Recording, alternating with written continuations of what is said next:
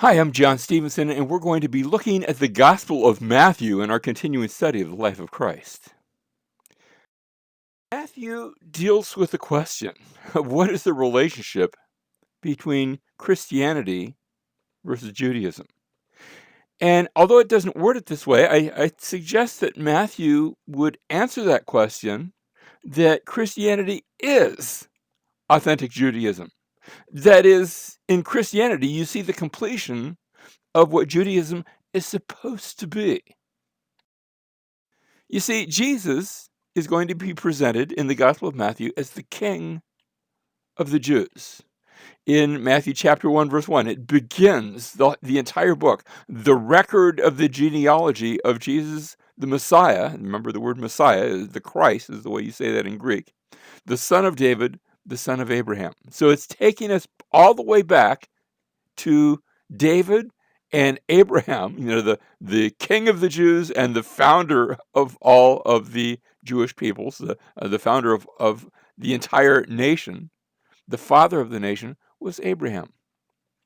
And then we get to chapter 2 and verse 2. You have the Magi, people who aren't even Jewish. They show up on the doorstep of Herod the Great, who had been appointed by Rome as the king of the Jews. And they're asking, where is he who has been born king of the Jews? Herod hadn't been born king of the Jews. He had been given that title by Rome. But where's the one who's been born king of the Jews? For we saw his star in the east and have come to worship him. So even Gentiles, even those who weren't Jewish, had recognized the birth of the one who was born king of the Jews. A bit later, we have toward the end of the ministry of Jesus, he stands before the governor, the Roman governor, and the governor questions him, saying, "Are you the king of the Jews?" And Jesus said to him, "It is as you say." Now, notice there's certain words there in italics. You say, but that's a little bit like answering, "You said it." In other words, that's correct. It's understood to be an affirmative answer. And then a bit later, the Roman soldiers are mocking Jesus, and they knelt down before him and mocked him, saying, "Hail, King of the Jews." We see again where Jesus is crucified, and he's placed upon the cross, and above his head they put up the charge against him, which read, "This is Jesus, the King of the Jews." That is the charge for which he is crucified, for being the King of the Jews. And at the end of the book, the very last 3 verses of the book, he will be risen from the dead, and he'll say to his disciples, "All authority has been given to me in heaven and on earth." Again, pointing out his kingship, not over just a little portion of land in the Middle East, not just over Israel, but all authority in heaven and on earth. That's a much greater kingship, a much greater kingdom. Now, the Gospel according to Matthew has as its author, according to tradition, and this is found in pretty much every ancient copy of Matthew. The author is Matthew himself. That's what he calls himself in this book. He refers to himself as Matthew.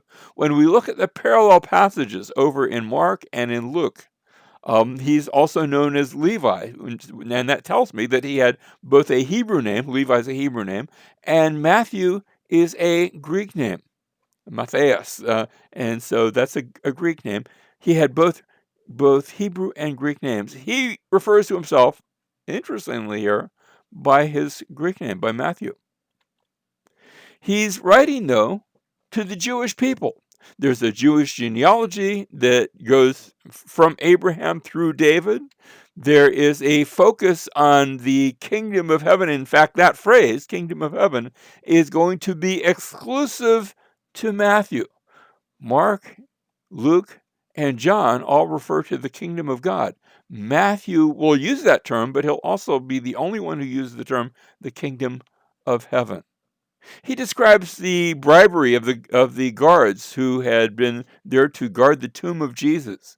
And when the when the resurrection of Jesus took place, they were powerless to stop it, and so they went back to the ones that had sent them, the Jewish authorities. And the Jewish authorities said, "Look, we'll pay you off. We'll protect you. You won't get punished by anybody, but say that the disciples came and stole the body." The Gospel of Matthew makes mention of a number of Gentiles. The woman in the genealogy in chapter 1, there are 4 women that are mentioned, and they're not uh, they're not all Gentiles, but a few of them are. There's Tamar, there's Ruth. She's a Moabitess.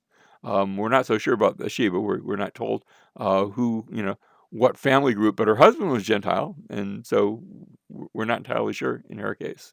You have Herod the Great, had been officially converted to Judaism.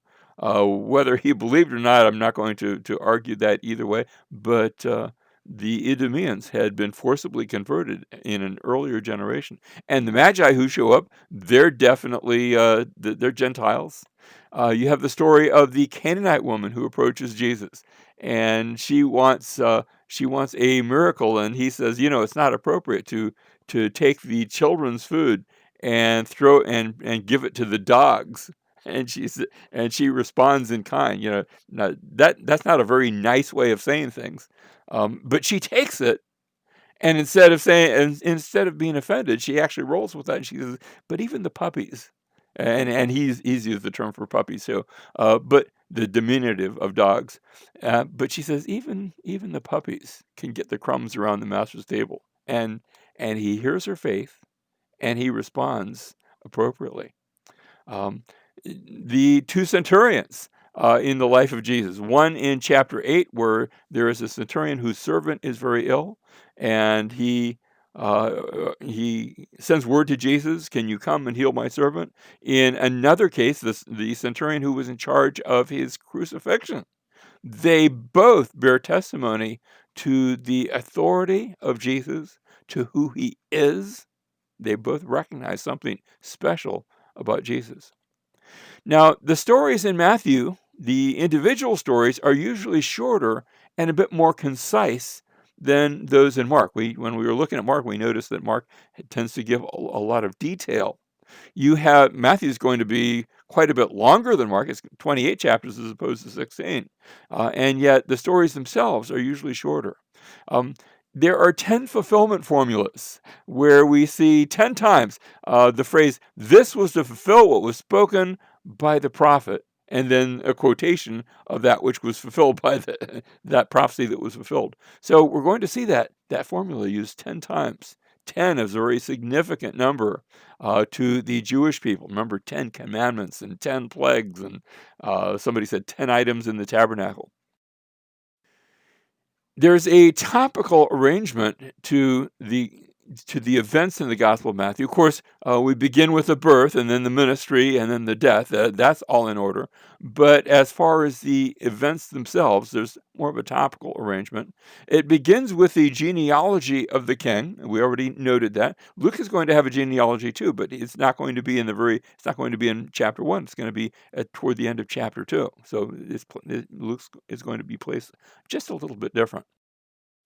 Matthew chapter 1, verse 1, let's look at that genealogy. The book of the genealogy of Jesus Christ, the son of David, the son of Abraham. Notice his messiahship. That word Christ is just the Greek word for the Hebrew Messiah. So in chapter 1, verse 1, it's declaring who he is, and then it sets forth a genealogy to connect him both to David and to Abraham before the book will actually begin with his birth. In this genealogy, and what we're looking at is a chart just of the genealogy, chapter 1, verse 1, we've just seen. That's the introduction stating the key figures. And then the actual genealogy begins in verse 2 and goes to verse 16. And it begins by tracing from Abraham begot Isaac, and Isaac begot Jacob, all the way down to David.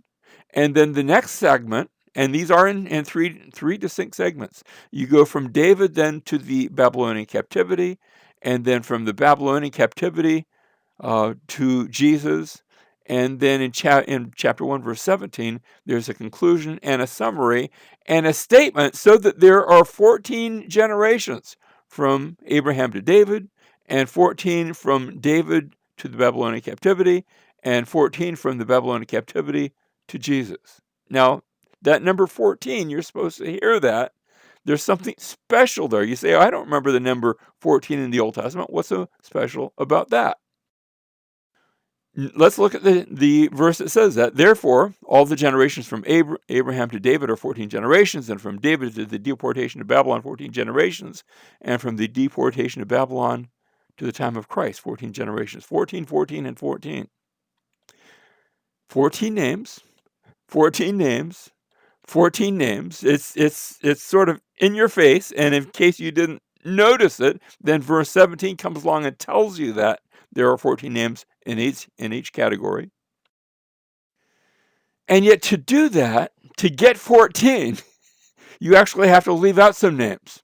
And the names Ahaziah, Athaliah, Jehoash, and Amaziah would have been inserted. They're not in the genealogy, but between Joram and Uzziah, there's actually a bunch of kings. There's 4 different people, 3 men, 1 woman, who reigned in that sort of interim period, and yet they are omitted in order to bring down the number to 14.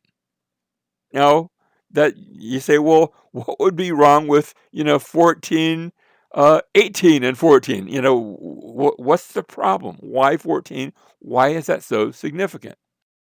The answer is that Hebrew letters have numeric value. Now, you probably did this when you were a kid. You took the letter A, and that represented the number 1, and B the number 2, and C. Of course, we go A, B, C, D. They go Aleph, Bet, Gimel, Daleth, Hey, Wow, and it's different letters.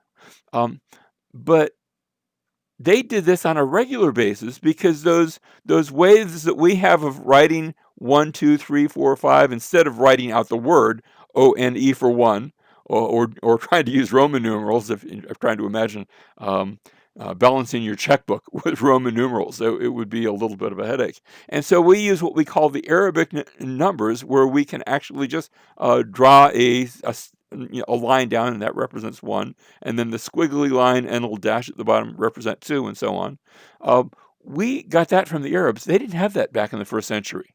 And so instead, when they wanted to write numbers, they could either write out the word for the number, but a much briefer way would be to use the Hebrew letters having numeric value.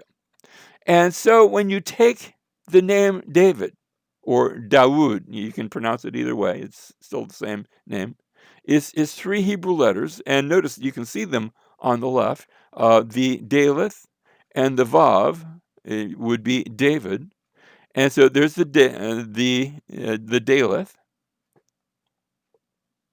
and there's the Vav, and so you put these 3, and you just look at the numeric equivalent, and it adds up. Of course, the Daleth is the number 4, and the Vav is the number 6. It adds up to 14. And it just so happens to be that we're trying to point out that Jesus is the son of David. And so there's, it's not some secret hidden meaning. It's sort of it's like the way, your pastor maybe has 3 points in a sermon, and they all begin with the same letter. And that's what's taking place here. It's sort of friendly, but it's a little bit, I don't know if you want to call it a Bible code. It's just pointing out Jesus as the son of David. Now, with that, you go from there to the birth and infancy narrative that's contained in Matthew. And Matthew is going to present the entire story through the eyes of Joseph, but I'm going to call him Joseph the Dreamer, because Joseph is going to be seen having quite a number of dreams in Matthew chapter 1 and in Matthew chapter 2. And it's interesting that I call him Joseph the Dreamer, because usually when I say Joseph the Dreamer, you remember that there's a Joseph the Dreamer back in the Old Testament. Remember, the son of Jacob was Joseph, and he has dreams, and the whole story of Joseph is all about the dreams that Joseph has, the dreams that the butler and the baker have, and the dream that the Pharaoh has. And each one of those impacts the story of Joseph. Well, the same thing happens here. Joseph is the one having the dreams. Well, actually, the Magi have a dream as well. But his dreams impact the story. And then you find out in the first of those dreams that the child that's going to be born to Mary, and Joseph and Mary, they're not married, she's betrothed. That means they're engaged, but there's no sexual activity as of yet. And so she is a virgin, and she is going to conceive. And Isaiah chapter 7, verse 14 is quoted. Remember, that's written in Hebrew back in the Old Testament, but here in Matthew, we're writing in Greek. And so we get the quote that uses the same wording from the Greek Septuagint. Therefore, the Lord himself will give you a sign. Behold, a virgin will be with child. Now, if you look at the Hebrew of the Old Testament, you might actually be inclined to translate that a young maiden. Which, young maiden's usually a virgin, so it sort of works the same way either way. But here in the Greek text, a word that's used that's very specifically, a virgin will be with child and bear a son, and she will call his name Emmanuel. And remember that word Emmanuel, because the word Emmanuel means God with us. We're going to come back to that, so hold that idea. Just remember that for the future. And then after the child is born in Bethlehem, and we're not told in Matthew why were they in Bethlehem. They weren't actually from there, but because Luke is the one that gives us that story. But they're in Bethlehem, and then a star shows up, and it's interesting. There's a passage now. Matthew doesn't make this connection, but there's a passage back in the book of Numbers where a prophecy had been given. Here's the prophecy, and it had been given by all people of Balaam, the prophet for hire. Sometimes I like to say the prophet for profit, the prophet that was being paid to prophesy. And he was actually being paid to prophesy against Israel, but instead of doing that, God told him, you can go prophesy, but only prophesy what I say to prophesy. And he did. And he gave this prophecy, I see him, but not now. I behold him, but not near. A star shall come forth from Jacob. A scepter shall rise from Israel, and shall crush through the forehead of Moab. Now, back in that context, Israel was sort of coming into conflict with Moab. And notice that is described as a star coming, and a scepter. A scepter is something that a king holds. So this is the idea that, and notice that it's Hebrew parallelism.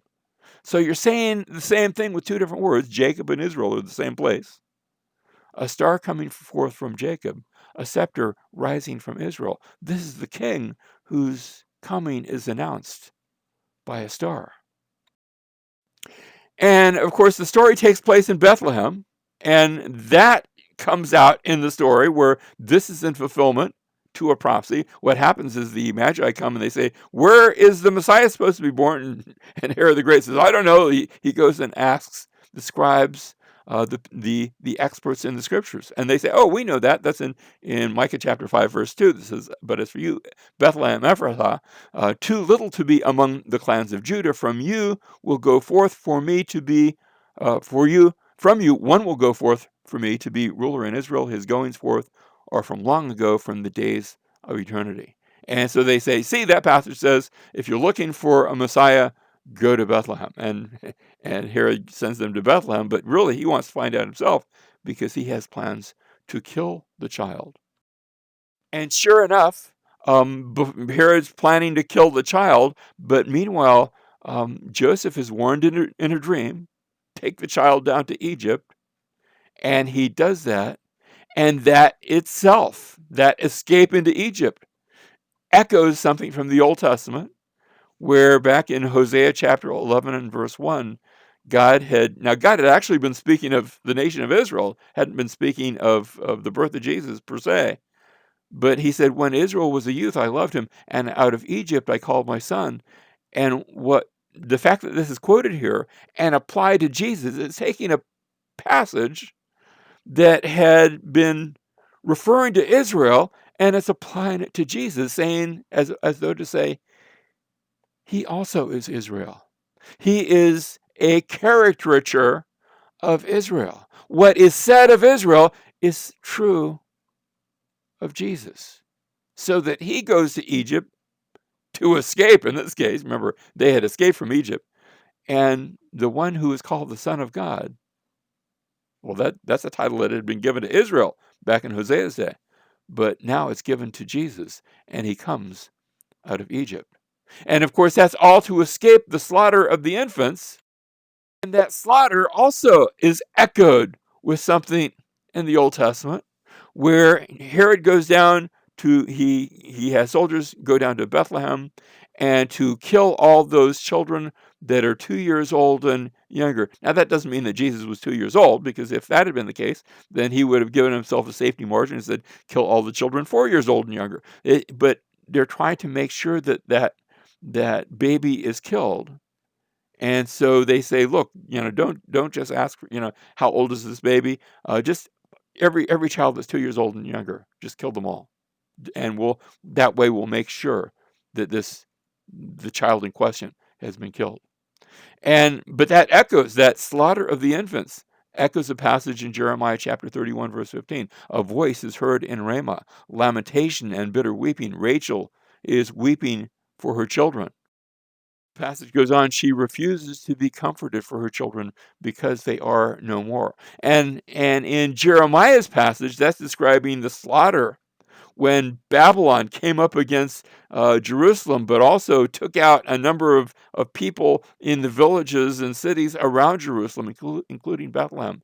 And now history is repeated as a different king comes against God and against God's people and kills the infants that are there.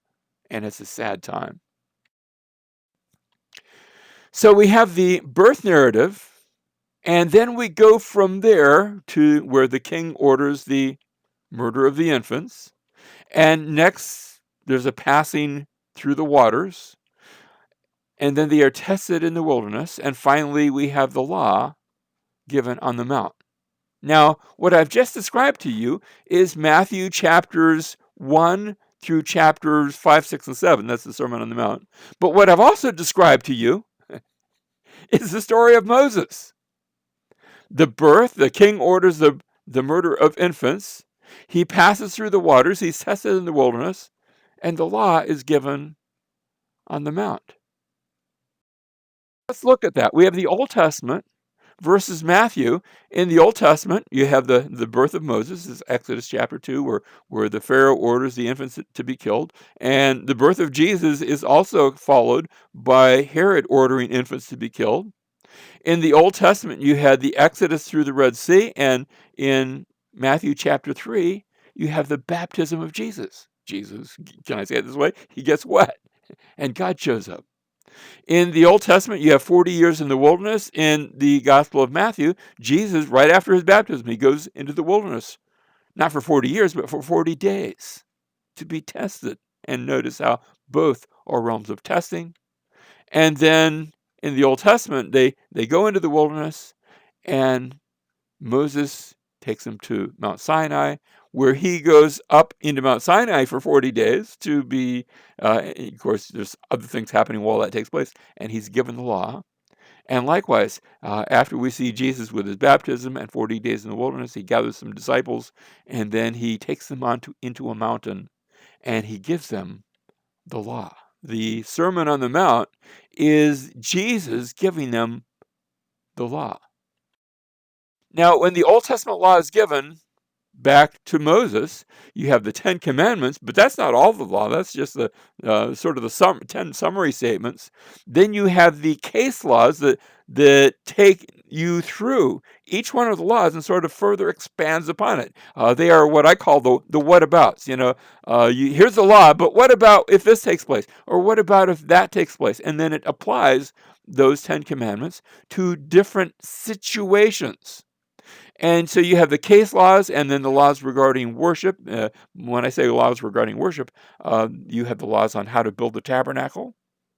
And that takes you through the end of the book of Exodus, where they build the tabernacle. But the law's not done yet. You turn the page and you're in Leviticus. And Leviticus is what to do with the tabernacle. It's all the laws of worship, of sacrifices, of holy days, of special laws, cleanliness laws, laws of holiness. All laws regarding worship. And you get to the end of the book of Leviticus, and in chapter 26, there are a series of curses and blessings. Curses if you break the law, blessings if you keep the law. And then after that, you turn over to Numbers, and now there's action again. You're back. Instead of just being given laws, they're going to go into the wilderness, and it's the rest of the story. In the Gospel of Matthew, you have the Sermon on the Mount, and it begins not with 10 commandments, but with 10 beatitudes. Blessed are these, blessed are that, and blessed are you when men despise you and hate you and persecute you and try to kill you.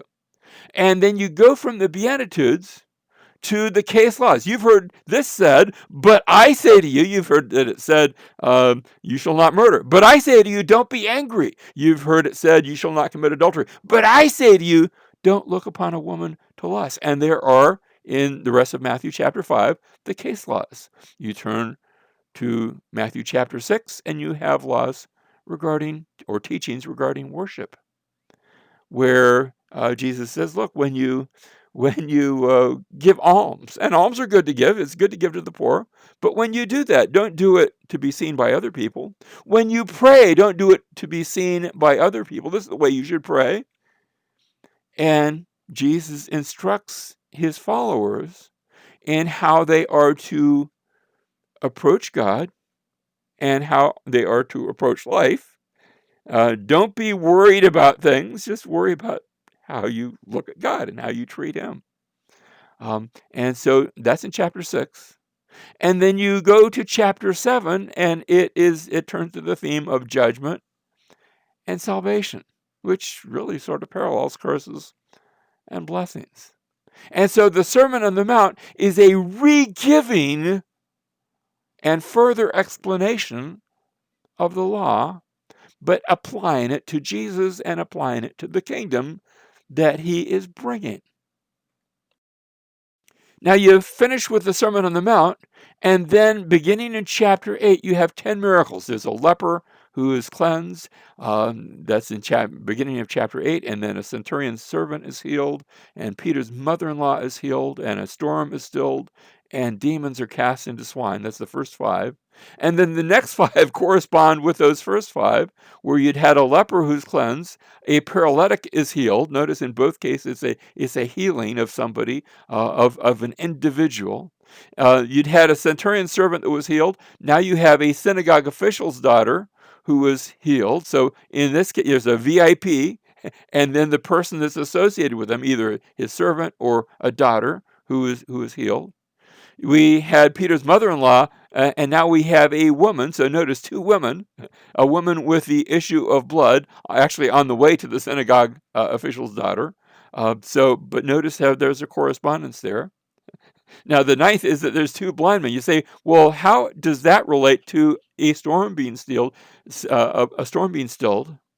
The answer is Jesus, when the storm is stilled, he speaks of the littleness of their faith. And when the 2 blind men are healed, Jesus says, your faith has made you whole. So in both cases, their faith is mentioned. And then the 10th miracle is the demon-possessed man who is delivered. Well, notice how that corresponds to the demons that were cast into swine, the 5th miracle. So you have 10 miracles, the first 5 which correspond to the second 5. Now, notice what we've seen so far. We've had the birth and the murder of the infants and going through the waters, tested in the wilderness, the law given on the mount. Those are all things that apply both to Jesus and to Moses. And we just saw 10 signs. Well, when we look at the ministry of Moses, we see 10 signs, 10 plagues. And then the 12 are sent out to the hostile land. Well, is that speaking of Moses, who sends out the 12 spies, 12 representatives from the 12 tribes, or Jesus sending out 12 apostles? And my answer is yes. That even throughout the rest of the Gospel of Matthew, we are acting out not just Moses, but the rest of the Old Testament. Because notice, the unclean are cast out. The unclean demons are cast out. And the opposition against Jesus intensifies, where they're actually accusing him of being in league with Satan. And in the Old Testament, we have the unclean Canaanites being cast out as the Israelites move into the promised land. Next, we have the growth of the kingdom. Jesus gives parables about the growth of the kingdom. And indeed, he is growing in popularity. And in the Old Testament, we have the Israelites taking the land, and then they begin to grow in the land. And finally, sort of the climactic, I don't know if it's climactic, but in the Old Testament, you have the kings. First Saul, and then David. And when David becomes king, he comes into Jerusalem. He captures Jerusalem, makes that the capital. And in Matthew, the sort of you're waiting for it, where Jesus finally comes to Jerusalem, and he has his triumphal entry, and the king enters Jerusalem. And what that's leading is to the final confrontation with the leaders, which will be followed by the betrayal and arrest and death, burial and resurrection. And so throughout this, we're seeing the life of Jesus presented as though we're looking at not just the life of Moses, but the life of Israel, because Jesus is the true Israel. Now here's our outline for the Gospel of Matthew. Chapters 1 through the first part of chapter 4, we have a number of introductory narratives. We've got the genealogy and the birth narrative, the assassination attempt by the false king, that was in Matthew chapter 2, Herod the Great. We have the forerunner and baptism of the king. John the Baptist comes on the scene. We hear his ministry, we hear his prophecies, and then Jesus shows up. He is baptized, and then immediately after his baptism, he goes into the wilderness, Matthew chapter 4, early part of chapter 4, and he is tempted by the devil in the wilderness.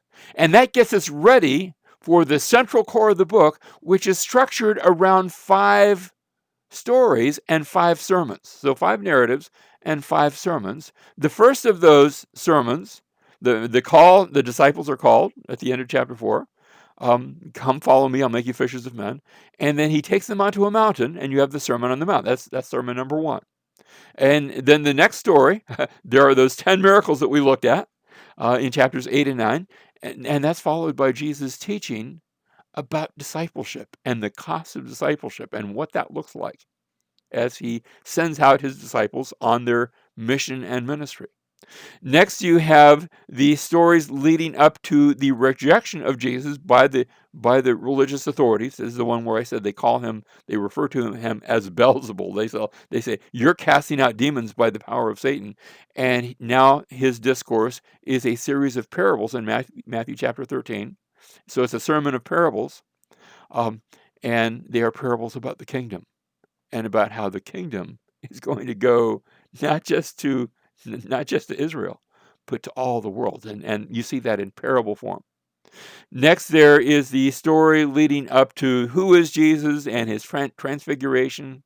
And Jesus gives instructions to his disciples after he comes back down about forgiveness. And then finally, he makes it to Jerusalem. He comes to Jerusalem, and you have the final discourse. And this is the Olivet discourse given in Matthew chapter 24 and 25. So 5, I call them either sermons or discourses. I guess you can use either term for them. But it's around those 5 teachings, sermons, discourses that the book of Matthew is structured. And at the end of each discourse, you have the same formula. When Jesus had finished speaking these words, then you get the reaction. They were amazed or something else happens, but it's always that same formula. And that brings us to Matthew chapter 26 through 28, where you have the death, burial, and resurrection. You begin with the Last Supper, and Jesus takes his disciples out to the Garden of Gethsemane, and there he is betrayed and arrested. You have the trials of Jesus, both a Jewish and a Roman trial that he's brought before Jewish authorities. He's brought before Pontius Pilate. The crucifixion takes place, and finally the resurrection of Jesus. And we close with his Great Commission, where he gathers his disciples and gives them their final marching orders in the closing verses of Matthew 28. Now, some key words and phrases that we see throughout here. We already remarked the term kingdom of heaven is exclusive to the Gospel of Matthew. You don't find that phrase used anywhere else in the entire Bible, the kingdom of heaven. He gives parables about the kingdom in chapter 13. He tells Peter, because when he says, "Who am I?" and Peter says, "You are the Christ, the Son of the living God," and And Jesus says, "You didn't get that on your own, Peter." He has this interesting little wordplay. Uh, you are Peter. The word Peter means rock. Um, and upon this rock I will build my church, and to you I will give you the keys of the kingdom. And so there's something special going on there. He talks about how some of them will see the Son of Man coming in his kingdom, and then you turn the page, and sure enough, some of those that were there, Peter, James, and John, actually see Jesus being transfigured. And that's the idea. The kingdom is coming, and they get to see sort of a sneak peek. I don't know if it's coming attractions or actually things that are happening right there before them, sort of behind the scenes. Another big idea here is the idea of authority, where Jesus is said to be teaching as one having authority. And the centurion who shows up in chapter 8 says, "I'm a man under authority, and I recognize people under authority, and you have authority, and all you have to do is say that my servant's healed, and it's going to take place." And so he describes the authority of Jesus. And the chief priest, when Jesus shows up in the temple and he cleanses the temple, and they came and say, "Who gave you this authority to do things like this, to say things like this, to make such an entrance?" And of course, at the end, the very final 3 verses of the book of Matthew, it will have Jesus saying, "All authority is given to me on heaven and on earth. Therefore, going out, make disciples of all the nations." We also have an interesting emphasis on the idea of fruit, where John the Baptist talks about trees that don't produce good fruit are going to be cut down and cast into the fire. So watch for that one who baptizes with the Holy Spirit and fire. And in context, the fire there is actually a fire of judgment. But there's also a baptism of the Holy Spirit, which is not a judgment fire. It's actually a saving baptism. And Jesus likewise warns that good trees produce good fruit, and that bad trees produce bad fruit. And so I think he's telling us, check out your fruit. Make sure see what you really are. Look at your life, and what is it producing? To whom are you connected? Do you need to come and be connected to the true Messiah? Because a tree is known by its fruit. He'll say that again in chapter 12 and verse 33, that a tree is known by its fruit. And you'll see the story of the fig tree that is cursed because of a lack of fruit. Now that story is also told in Mark, but it's told here in Matthew as well. And Jesus speaks about how the kingdom is going to be taken and given to a nation producing the fruit of it. It's taken from the religious leaders, the very leaders of the nation of Israel. They don't get the kingdom, and instead it's given to a different nation producing the fruit of it. A nation, I think, ultimately that is both Jewish, but also those that weren't naturally Jewish that are grafted into the nation and become a spiritual nation, a spiritual kingdom of heaven. Now, Jesus is brought before Pontius Pilate. We've referenced him in the past, so let me just underscore a few things that we've known about Pilate. He's the Roman governor. And Pilate's history, remember when he had first come into power, he had brought the military standards into Jerusalem, and that had created quite a ruckus and a crisis, and Jewish people had been killed. Later on, Pilate had gone into the temple, not personally, but he had sent some of his underlings to take out and steal the Corban money from the temple. Now his excuse was, well, I'm using it to give improvements to the city of Jerusalem, so they ought to pay for it. I'm not sure if he pocketed some of that. He's actually going to stay in power for a while, but eventually he'll be removed from office, especially after there's an instance in Samaria where a urban legend had gone out that treasure had been found in Mount Gerizim, and people had just flocked to the area looking for buried treasure. And Pilate had said, "Oh my, there's a rebellion brewing," and he had gone in with soldiers, and a number of them had been killed to disperse the crowds. And so these events had really put Pilate on shaky ground. Now, I'm not sure how many of these had already taken place in Jesus' day. Jesus' day takes place right about the middle of Pilate's 10 years in office. But he's already, I think, on somewhat shaky ground. And so the Jews are going to sort of coerce him to do their will. And he doesn't want to be coerced. In fact, we read in Matthew 27:24 that after Jesus had been examined by Pilate, he says, "Well, look, maybe I can release this person, or I can release Barabbas." That story is told here, and they want no part of that. And when Pilate saw that he was accomplishing nothing, but rather that a riot was starting, there are some riots in Pilate's career, he took water and washed his hands in front of the crowd, saying, "I am innocent of this man's blood.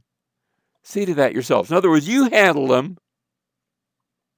I'm washing my hands. And he actually washes his hands to act out his declaration of innocence. And the people said, "His blood shall be on us and on our children." Do you see what Matthew records? Matthew records that they were putting a curse on themselves. And we know from history that about 40 years after this, on that same spot, Roman soldiers are going to break through into Jerusalem, and the city will run red with the blood of those that were there and their children. Almost as if to answer this curse that they had put upon themselves. When we get to the crucifixion event, Matthew 27, verse 39, we read about those who were passing by, were hurling abuse at him. This is as Jesus was on the cross, wagging their heads and saying, "You who are going to destroy the temple and rebuild it in 3 days, save yourself. If you are the Son of God, come down from the cross." And what's interesting is you see in the same way the chief priests also, along with the scribes and elders, were mocking him and saying, "He saved others, he cannot save himself. He is the King of Israel." Notice, they don't mean it. They say this in mockery, but they declare him to be the King of Israel. He's the King of Israel. Let him now come down from the cross, and we will believe in him. He trusts in God. Let God rescue him now, if he delights in him. For he said, "I am the Son of God." Now hear those words, and hear how they echo something from the Old Testament. He trusts in God. Let God rescue him now, if he delights in him. Psalm chapter 22, verses 7 and 8. All who see me sneer at me. They separate with the lip. They wag the head, saying, "Commit yourself to the Lord. Let him deliver him. Let him rescue him, because he delights in him." The mockery that they give, almost word for word, is echoed from the psalm in the Old Testament, which starts off with the psalmist saying, my God, why have you forsaken me?" And Jesus is going to quote those words as he is upon the cross. Here it is, Matthew 27:45. "Now from the 6th hour, darkness fell upon all the land until the 9th hour." Now, in the Jewish way of reckoning time, the 6th hour is when the sun is right overhead. The 1st hour is when it first comes up. It takes 6 hours for it to get overhead. And then the 9th hour is about halfway down toward the horizon, but not all the way down yet. Remember, they didn't have clocks. They didn't have wind-up clocks like we have today. So you have from about noon until later on that afternoon, for 3 hours, you have darkness upon all the land. And about the 9th hour, Jesus cried out with a loud voice, saying, "Eli, Eli, lama sabachthani," which is Aramaic, a language very close to Hebrew. And here's the translation, my God, why have you forsaken me?" He's quoting from that psalm, Psalm 22. In fact, all throughout that psalm, you can see either direct quotes, as in this case, or more often than not, allusions to things that Jesus says upon the cross. But Matthew records this one, my God, why have you forsaken me?" As if to say that he is the one who spoke in the Old Testament, and now he's bringing it to pass, that the Messiah had to be forsaken by God to accomplish that which he would accomplish. Verse 47, and some of those who were standing there, when they heard it, began saying, this man's calling for Elijah. That Eli sounds a little bit like Elijah, because Elijah actually means, my God is Yah, my God is Yahweh. And they hear the Eli part, and they think that's short for Eli. But literally, it's my God. And verse 48, and immediately one of them ran, and taking a sponge, he filled it with sour wine, and put it on a reed, and gave him a drink. But the rest of them said, let us see whether Elijah will come to save him. And of course, Elijah did not come to save him, because he had come to save us from our sin. It was necessary for him to die in our place, so that through his death, we might be saved. In verse 50, Jesus cried out again with a loud voice. This time we're not told what he said. And yielded up his spirit. We are told, I think, in some of the other gospel accounts, but here in Matthew, he doesn't say what he said. And he yielded up his spirit. And behold, the veil of the temple was torn in two from top to bottom. Now, the veil, there were a number of veils and doors and things like that, but this seems to be referring to the veil that separated the holy place. You're seeing this in a picture on your right, where you had a holy place, a place where the lampstand, and actually in the New Temple period, they had not just one lampstand, but a whole series of them, and not just one table of showbread, but a whole series of them, and an ark of an altar of incense there. But then there was the veil, and beyond the veil, nobody was allowed to go. Back in Old Testament times, beyond the veil was the Holy of Holies, and that's where you'd had the Ark of the Covenant. The Ark of the Covenant wasn't there anymore, but it was still considered to be the place of the presence of God. And notice what happens. The veil of the temple was torn in two, and notice the detail, from top to bottom. This comes from the top down. This comes from God himself tearing the veil, and the earth shook, and the rocks were split. And here is something exclusive to Matthew. Mark, Luke, and John do not mention this. The tombs were opened, and many bodies of the saints who had fallen asleep, that is, they had died, were raised, and coming out of the tomb. Now, they didn't come out of the tomb right there. This took place after his resurrection, where his resurrection was not just his resurrection. His resurrection was part of what we could call a first fruit, where there were not just Jesus, but a number of resurrections. Notice, coming out of the tombs after his resurrection, they entered the Holy Spirit, the holy city, and appeared to many. And Matthew records how the resurrection of Jesus brought about other resurrections as well. And let me just say, I think the rest of the New Testament shows that the resurrection of Jesus is going to one day bring about our resurrection. That is, because he rose from the dead, those who believe in him will also one day rise. And the centurion and those who were with him keeping guard over Jesus, these are the ones who crucified him, when they saw the earthquake and the things that were happening, became very frightened and said, truly, this was the Son of God. Notice how they are brought to faith. And the idea that's here, you readers of this gospel account, are you going to see what a bunch of old Roman centurions saw? What a bunch of old Roman soldiers saw? Are you going to be as spiritually enlightened as they were? And of course, the story of Jesus doesn't end there. Matthew 28 tells us about the resurrection of Jesus, how the women came to the tomb, they found it empty, and then Jesus shows up and he speaks to them. And finally, at the end of the story, and this is the way the gospel account ends. We come to Matthew 28:16. But the 11 disciples, this is minus Judas Iscariot, the 11 disciples proceeded to Galilee, to the mountain which Jesus had designated. Now notice that reference to the mountain, because there's a mountain theme that runs through the book of Matthew. Mountain theme, there's 7 mountains that are mentioned, some just in passing.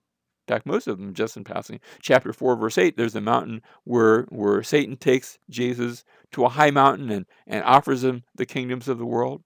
There's in chapter 5 where there's the Sermon on the Mount, chapters 5, 6, and 7. In chapter 14, verse 23, Jesus goes to a mountain and prays by himself. In chapter 15, verse 29, they're said to be at a mountain where there's a feeding of not the 5,000, the feeding of the 4,000. This is a different feeding.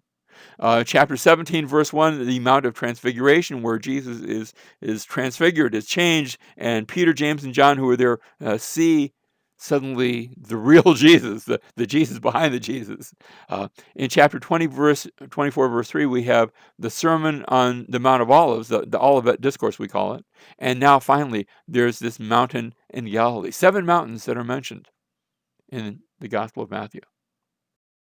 And he brings them to this mountain, and we read, when they saw him, they worshipped him, but some were doubtful, and sort of read between the lines to see that. Remember the story of Thomas is given in the Gospel of John. We'll see that later. And Jesus came up and spoke to them, saying, all authority has been given me in heaven and on earth. Go therefore, and notice the verbs. These are actually in the Greek text. This first one is a participle. Going therefore, and here's the main verb. Going therefore, make disciples of all the nations, and then 2 more participles, baptizing them. Participles are those ing words.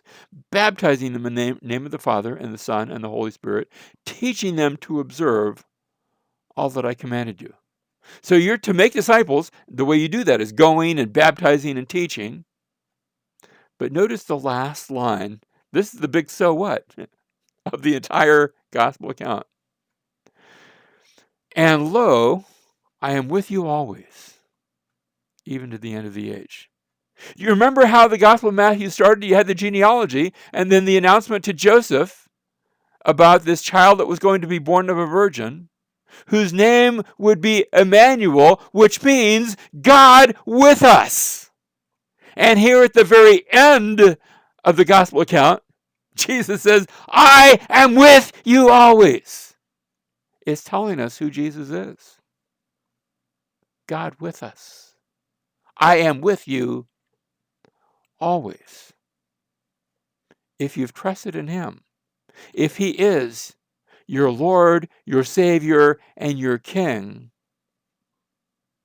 God is with you always, even to the end of the age.